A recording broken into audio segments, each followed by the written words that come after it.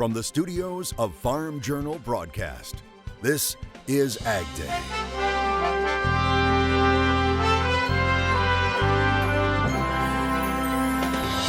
Coming up today on AgDay. I kind of thought they were kind of crazy, and the more I did this, the farther I go down this path.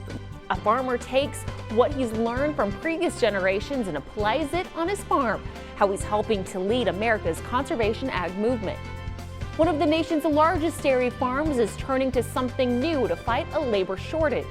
Also in this country, we do have a serious labor situation, and we need to look for ways to be more efficient with our labor. And are we making any progress in the trade talks with China? It apparently depends on who you ask. AgDay, presented by the Chevy Silverado and the all-new Silverado HD, the strongest, most advanced family of Silverados ever. Good morning, I'm Betsy Gibbon. The House and Senate are dismissed for Thanksgiving recess, with the president likely to leave Washington, D.C. for the holiday too. And as they leave, there are conflicting reports on if there's actually progress on a trade deal with China. U.S. trade officials are not traveling to Beijing this week, rejecting an invitation for face-to-face talks with the Chinese. Reports say the U.S. wants clearer assurances China will follow through on commitments it's made on ag purchases, intellectual property, and forced technology transfers. Reuters reporting it's unlikely a Phase 2 agreement with China will be completed soon because the two countries are struggling at completing a Phase 1 deal. Yet a Chinese-run tabloid publication called the Global Times writes China and the U.S. are very close to a Phase 1 trade deal, discounting negative media reports which say otherwise. And an update on the trade deal between the U.S., Canada, and Mexico. Democratic House Speaker Nancy Pelosi still saying USMCA may not get approval until next year. But House Ways and Means Chairman Richard Neal says the deal with labor, one of the sticking points, is within reach. He's not sure if the deal could be passed in the House without it. Some economists say USMCA is not all that different from the ongoing NAFTA agreement when it comes to ag. So just briefly on USMCA, there's not a lot of major changes in agricultural provisions in USMCA compared to the current NAFTA agreement. We do get some additional access to dairy in the longer run, maybe some additional access to Canada poultry markets in the longer run. Right now, if there isn't a vote on USMCA, NAFTA would continue. Even though Congress is in recess, producers continue to look at Washington to see if any farm labor or immigration laws will be passed in an effort to find a qualified and legal workforce. One of the most well-known dairies in the U.S. is moving towards robots for the very reason. I got to see firsthand how it works at Fair Oaks Farms in northern Indiana. Fair Oaks Farms is one of the largest dairy and agritourism locations in the United States. As the dairy strives to make improvements, it's also implementing change. Fair Oaks Farms co-founder and owner Mike McCloskey sitting down for an exclusive interview. If you're doing the same thing every day that's the right way to do it, then you have a very healthy and productive cow. Fair Oaks Dairy giving us a sneak peek at a robotic dairy showcase, which will soon be revealed to the public. It has attractions for the family, designed by an engineer who used to work for Disney.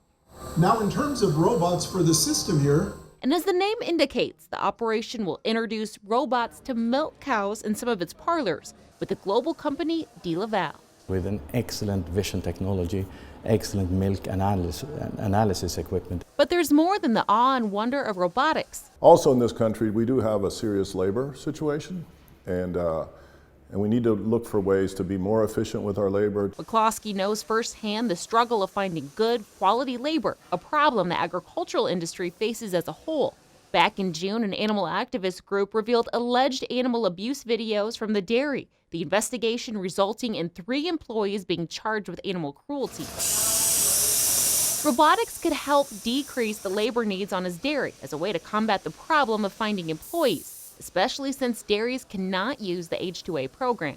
The U.S. Department of Labor says the unemployment rate in the U.S. was 3.6% for October. It was 10% October 2009. What farmers and ranchers will tell you, though, is that finding labor has been increasingly difficult for several decades, even during the economic downturn. Industry leaders say even with competitive pricing, it's hard to find labor. This all continues as the ag industry looks to Washington for answers and legislation for their workforce, especially since a large percent is not U.S. born. On the livestock side of life, that includes a dairy, of course, 60% of those workers are foreign born. In the meantime, some say robotics are an investment. These robotic milkers can help with labor. Some say a savings up to 29%, but the ability to make that capital improvement certainly varies from farm to farm. A single robotic milker is $150,000 to $200,000 and milks 50 to 70 cows. As some say, it could be a matter of time before robots become more common in the United States. The largest installation we have is actually in Chile, and we have them in Japan, we have them in China, in Russia. And maybe a step towards the future of farming. But this is a big change for us to go from conventional dairy farming on great rotaries that work extremely well to take another step forward in automation. And perhaps a way to solve more than one problem. Well, nothing stops many farmers from getting out in the combine, as meteorologist Mike Hoffman shows us in today's Crop Comments. That's right, Betsy. Just look at these photos shared by Carly Martin of Marion, Iowa. Carly says these pictures are of her 91-year-old grandpa. Carly's saying her grandpa's 91 years old and was in home hospice, but that wasn't stopping him from getting in the combine once again. She says his body may be weak, but his mind is strong, and you can tell by the big smile on his face that he loved every minute of the ride. I'll have more on your forecast coming up in just a few minutes. Something to avoid serving at the Thanksgiving dinner table. U.S. health officials are telling people to avoid romaine lettuce grown in Salinas, California. The FDA saying it's investigating an E. coli outbreak that has sickened 40 people in more than a dozen states. They say not to eat the leafy green if the label doesn't say where it was grown. Romaine has been tied to repeated food poisoning outbreaks, including one you'll remember that happened right before Thanksgiving last year. The FDA adding its inquiry has led investigators to farms in Salinas and that they are looking for the contamination source. Income is at the top of many producers' minds right now. Here at One Economist says will be at the top revenue stream this year. And later we start getting in the holiday spirit with the arrival of the White House Christmas tree. The story behind it coming up.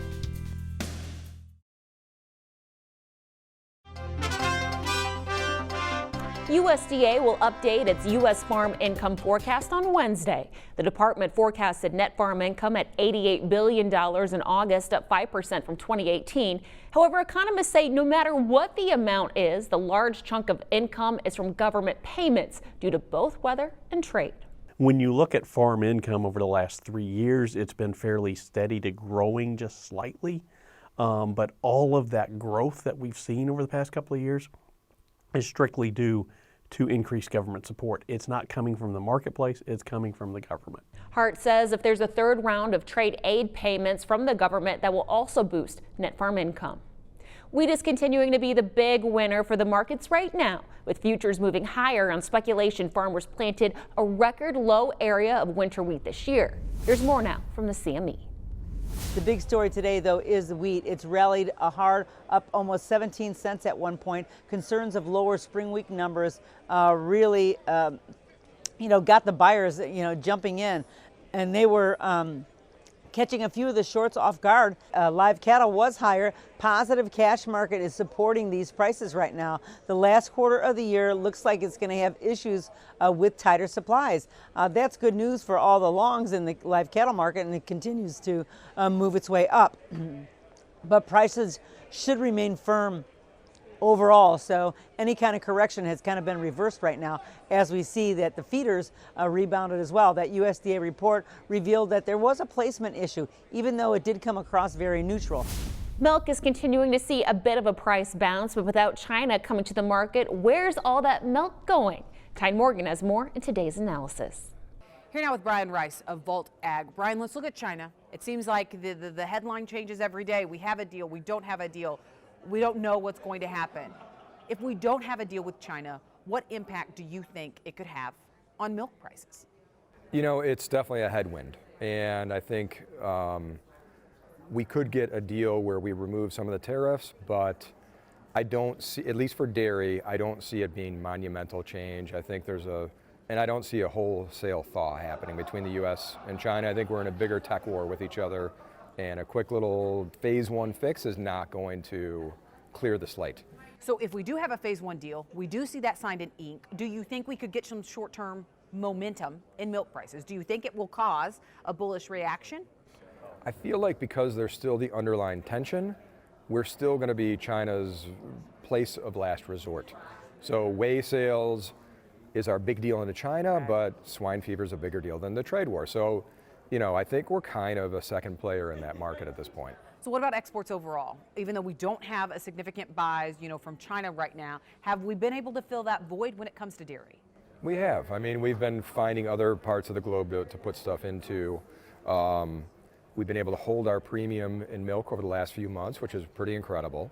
So I do think there's going to be headwinds, though, as we're a premium price to New Zealand and Europe, which are our export competitors. Right. Caution, definitely. Brian, thank you so much for joining us. We appreciate it. Let's take a quick break, and then we'll have a check of weather right here on AgDay.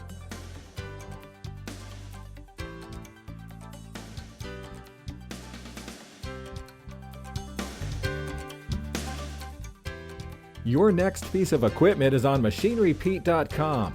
Search equipment from dealerships across the country to find what you're looking for. Only on MachineryPete.com. Here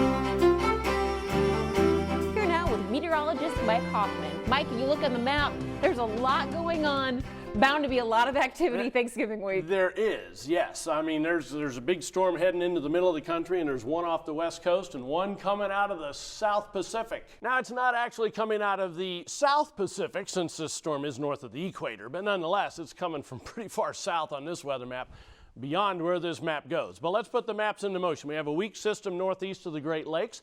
That'll quickly move through northern New England. A little bit of rain and snow there.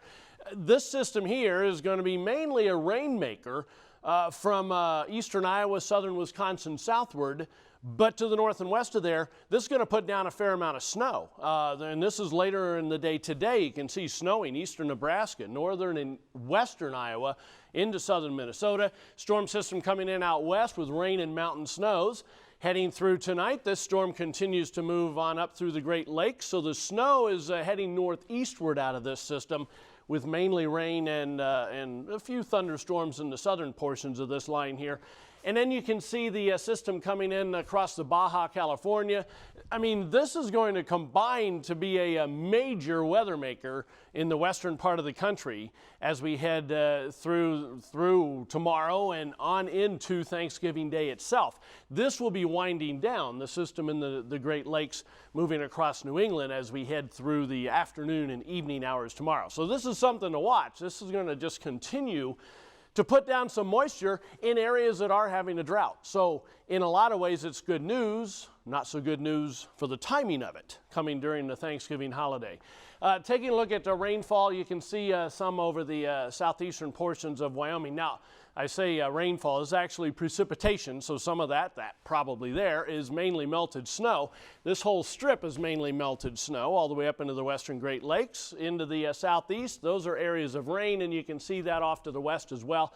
There's the snow. It's mainly fallen in that southeastern Wyoming area and surrounding sections, and then that strip going right up into the western lakes, and a whole bunch in the higher elevations out west. So temperature is going to be very warm.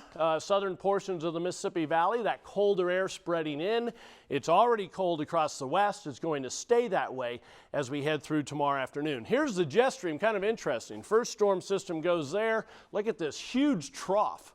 Heading into the west, starting to come in as we head into the weekend into the Plain States, and that goes right across the Great Lakes into the northeast as we head into the early part of next week. That's a look across the country. Now let's take a look at some local forecasts.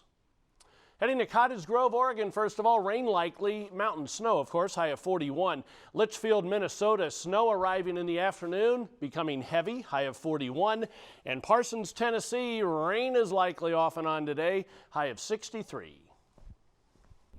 What practices do you use on your farm when it comes to conservation? One farmer shares what's working for him and how he says it's benefiting his soils, coming up in America's Conservation Ag Movement.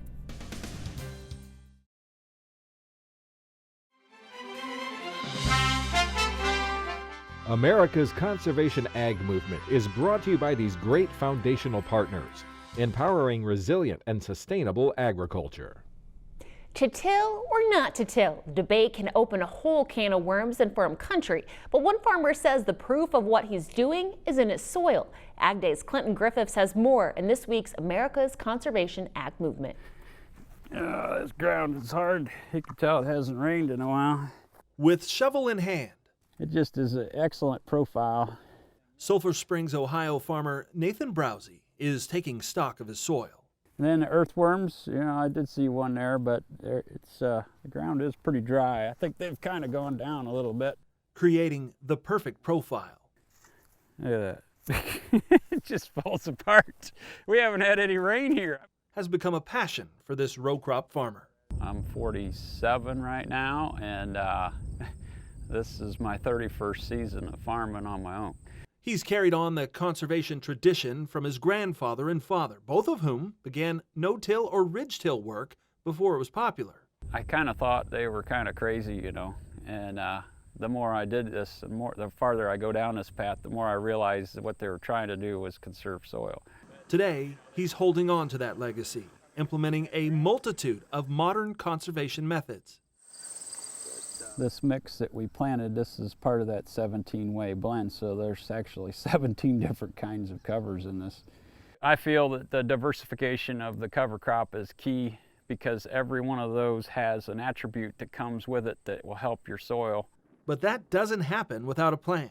To accomplish his goals, Browsey has gone back to a 3-crop rotation: corn, soybeans, and wheat, where corn is followed by rye or barley, soybeans are no-tilled in the next spring, and that is followed by wheat.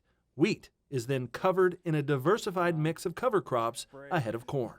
So your ground is covered all the time, and at the same time we're only putting 2/3 the farm to a cover crop instead of planting 100% of it to a cover crop just to grow a corn-soybean rotation and still not have 100% success. Planting corn into a green cover crop, Browsey will tell you, is a challenge, but it's worth it. The corn that gets planted into a big cover crop in the spring that big enough that you'd have to roll it or do something to get it down so you could plant it. I can just about write you a check and say, here, go cash this in November because that's going to be the best yielding corn I got. That's not the only conservation measure on the Browsey farm. They've installed grass buffers as quail habitat. You're never going to produce a high yielding crop in those areas anyway, so you're benefiting from that still more than you would just grain farming it. Other low-yielding fields have also been planted to hardwood trees. Because that was some ground that would get flooded out, and it, I don't know, two out of 10 years we would lose a crop in there, So what's the point of trying to farm soil that's not going to be producing anything when it could be producing something else a long time? And they've pulled acres out of production to make room for infield waterways. Proof he can see in the runoff after big rain events. His water is clear, less than a mile away. It's always brown. When I sit here in the middle of these two waterways and I can see the difference, I know what's getting put into Lake Erie, and I can say, hey, we are not contributing to this, and that stuff is staying on our farm, and that's where it needs to stay. And that's what he's hoping to do, to see he and his family stay on this farm, not just for another season, but for generations into the future. I've always thought long term if I could. It's really hard to do that because, you still got to pay today's bill. A bill he's certain to afford thanks to years of banking on his soil. Coming up, the White House Christmas tree arrives. The story behind this beautiful Douglas fir next in the country. Closed captioning is brought to you by BASF. Grow smart with BASF. We create chemistry.